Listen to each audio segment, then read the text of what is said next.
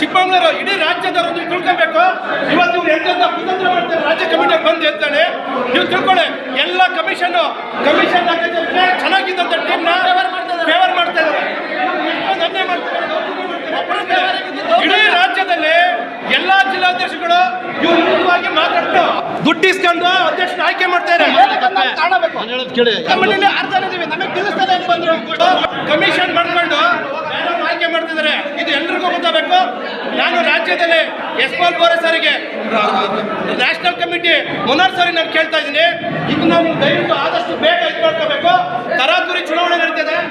ಜೈ ಭೀಮ್. ಇವತ್ತು ಚಿಕ್ಕಮಗಳೂರಿನಲ್ಲಿ ಭೀಮ್ ಆರ್ಮಿ ಸುಮಾರು 2017ರಲ್ಲಿ ಆರಂಭ ಆಗಿತ್ತು.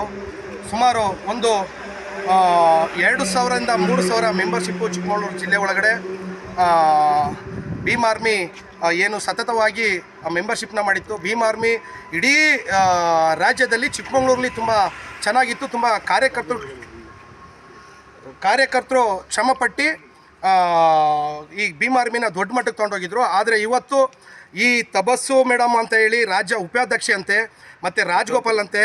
ಸೊ ಇವರು ಏನು ಮಾಡ್ತಾರೆ ಅಂತಂದರೆ ಇಡೀ ರಾಜ್ಯದಲ್ಲಿ ಭೀಮ್ ಆರ್ಮಿಯನ್ನು ಕುಗ್ಗಿಸುವಂಥ ಕೆಲಸ ಮಾಡ್ತಾಯಿದ್ದಾರೆ.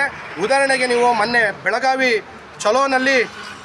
ಚಲೋನಲ್ಲಿ ಕೇವಲ ಒಬ್ಬ ರಾಜ್ಯಾಧ್ಯಕ್ಷನ ನೇತೃತ್ವದಲ್ಲಿ, ರಾಜ್ಯ ಉಪಾಧ್ಯಕ್ಷ ತಬಸ್ಸು ಮೇಡಮ್ ನೇತೃತ್ವದಲ್ಲಿ ಕೇವಲ 150 ಜನರು ಮಾತ್ರ ಚಲೋವನ್ನು ಕಾರ್ಯಕ್ರಮಕ್ಕೆ ಇಟ್ಟಿದ್ರು. ಆದರೆ ಇವತ್ತು ಭೀಮ್ ಆರ್ಮಿಯ ಎಲ್ಲ ಜಿಲ್ಲೆಗಳಲ್ಲೂ ಭೀಮ್ ಆರ್ಮಿ ಆಕ್ಟಿವ್ ಆಗಿದೆ. ಭೀಮ್ ಆರ್ಮಿ ಕುಗ್ಗಿಲ್ಲ.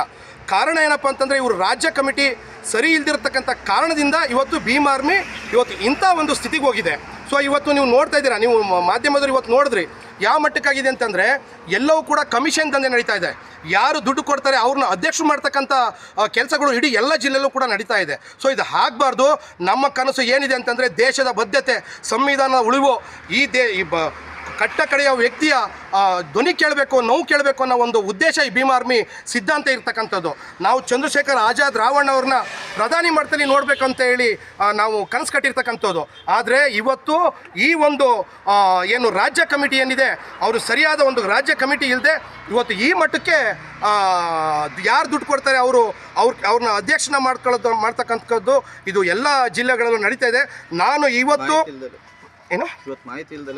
ನಮಗೆ ಕೂಡ ಮಾಹಿತಿ ಇಲ್ಲ. ಬರ್ತಾರೆ ಚಿಕ್ಕಮಗಳೂರು ಇನ್ನೊಂದು ಟೀಮ್ ಆಗುತ್ತೆ ಅಂತೇಳಿ ನಮಗೊಂದು ಮಾಹಿತಿ ಇಲ್ಲ. ಅಡಾಪ್ ಕಮಿಟಿ ಅಂತೇಳಿ ಮಾಡಿದ್ರು, ಅದು ಕೂಡ ಸಕ್ರಿಯವಾಗಿ ಯಾರೂ ಕೂಡ ಕೆಲಸ ಮಾಡಿಲ್ಲ. ಆದರೆ ನಾನು ಈ ಮೂಲಕ ಚಂದ್ರಶೇಖರ್ ಆಜಾದ್ ಅವರನ್ನು ವಿನಯ್ ರತನ್ ಸಿಂಗ್ ಅವ್ರ ಹತ್ರ ಮತ್ತು ಯಶ್ಪಾಲ್ ಬೋರೆ ಮತ್ತು ಮನೋಹರ್ ಸರ್ ಜೊತೆ ನಾನು ಏನು ಇವತ್ತು ಹೇಳ್ತೀನಿ, ಎಲ್ಲ ಜಿಲ್ಲಾಧ್ಯಕ್ಷರು ಏನು ರಿಕ್ವೆಸ್ಟ್ ಮಾಡ್ಕೊಳ್ತೀನಿ ಅಂತಂದರೆ ಭೀಮ್ ಆರ್ಮಿ ಇಡೀ ರಾಜ್ಯದಲ್ಲಿ ಕುಗ್ಗಿ ಹೋಗ್ತಿದೆ. ದಯವಿಟ್ಟು ಇವ್ರನ್ನ ವಜಾಗೊಳಿಸಿ ದಯವಿಟ್ಟು ಈ ರಾಜ್ಯ ಮೀಟಿಂಗನ್ನು ದೊಡ್ಡ ಮಟ್ಟಕ್ಕೆ ಒಂದು ಕಟ್ಟಬೇಕು ಅಂತ ಹೇಳ್ಬಿಟ್ಟು ನಾನು ಚಂದ್ರಶೇಖರ್ ಆಜಾದ್ ಅವರ ಕನಸಾಗಿ ಭೀಮ್ ಆರ್ಮಿ ಕಟ್ಟಬೇಕು ಅಂತೇಳಿ ನಾನು ಅಂದ್ಕೊಳ್ತಾ ಇದ್ದೀನಿ. ನಿನ್ನ ಮುಂದಿನ ದಿನದಲ್ಲಿ ನಾನು ಭೀಮ್ ಆರ್ಮಿಲೇ ಇರ್ತೀನಿ. ನಾನು ಭೀಮ್ ಆರ್ಮಿ ಕೆಲಸನೇ ಮಾಡ್ತೀನಿ. ನಾನು ಯಾವತ್ತೂ ನಮ್ಮ ಜನರನ್ನ ಹೊಡೆಯೋಕೆ ಹೋಗಲ್ಲ, ನಾವು ಸಿದ್ಧಾಂತ ಹೊಡೆಯೋಕೆ ಹೋಗಲ್ಲ. ನಾನು ಮುಂದಿನ ದಿನಗಳಲ್ಲಿ ಇನ್ನೂ ದೊಡ್ಡ ಮಟ್ಟಕ್ಕೆ ನಾವೆಲ್ಲರನ್ನೂ ಸಂಪರ್ಕ ತಗೊಂಡು ದೊಡ್ಡ ಮಟ್ಟಕ್ಕೆ ಭೀಮ್ ಆರ್ಮಿನ ಕಟ್ತೀವಿ ಅಂತೇಳಿ ಈ ಸಂದರ್ಭದಲ್ಲಿ ನಾನು ಹೇಳ್ತಾ ಇದ್ದೀನಿ.